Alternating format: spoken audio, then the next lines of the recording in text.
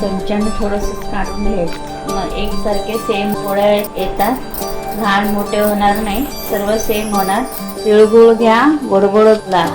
नमस्कार सर्वांना, आजची रेसिपी आहे तिळाचे लाडू।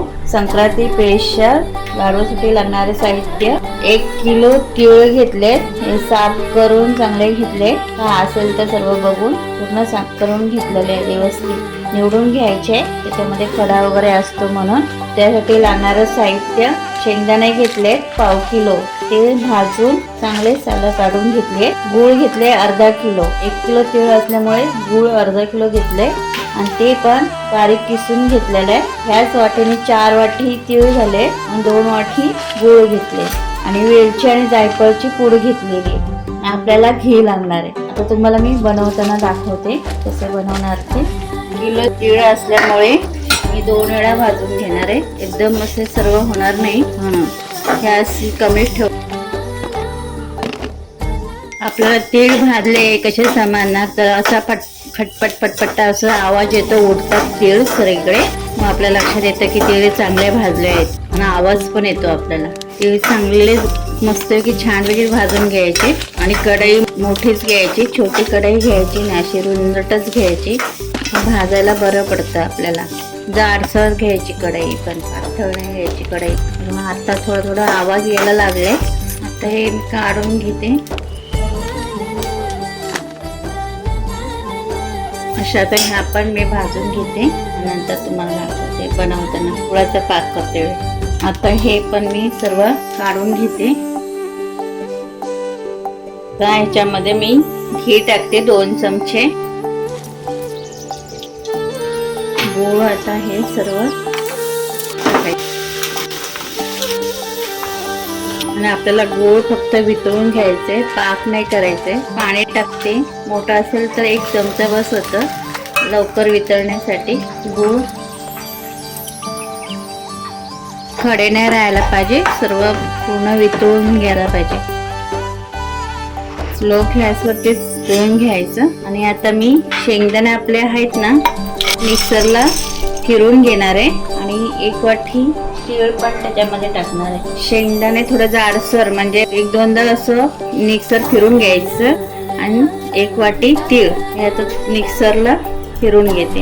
आपला गूळ पण वितळते तोपर्यंत। आता बघा आपला गूळ पण सर्व वितळलेला आहे, बघा खडे अजिबात नाही राहिले आणि आपली भरड पण करून घेतले शेंगदाण्याची आणि तिळाची, मिक्सरला फिरून घेतले। तर जास्त वेळात आपल्याला काही पाक नाही करायचंय, मी गॅस बंद करते।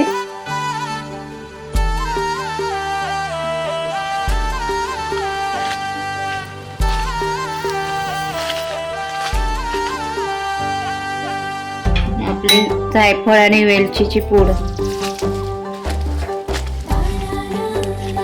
एकदम नाही टाकायचे, थोडं थोडं टाकायचे, कारण त्याला कढई जास्त मोठी पाहिजे, जरा कढई छोटी असल्यामुळे प्रॉब्लेम होते, म्हणून बोलते कढई जरा मोठीच घ्यायची। छोट्या कढईमध्ये आपल्याला पूर्ण हलवायला प्रॉब्लेम होतो। तर आपलं तिळाचं पूर्ण हे बनवून झालेलं आहे। आता मी तुम्हाला लाडू वळवून दाखवते कसे बनवणार ते।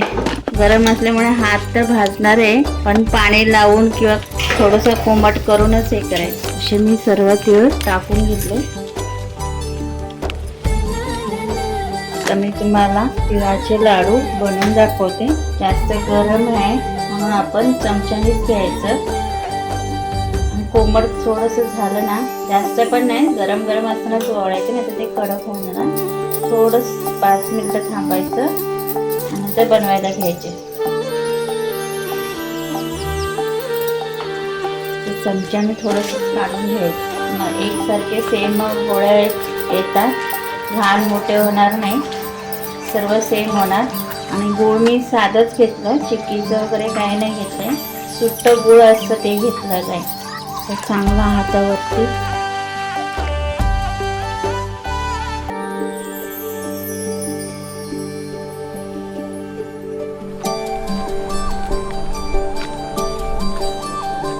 आणि लगेच भरून हे करायचे नाही, जरा मोकळ्या हवेवरती ठेवायचे, नंतर एकामेकाला चिकटतात म्हणून लगेच भरून नाही ठेवायचे डब्यामध्ये.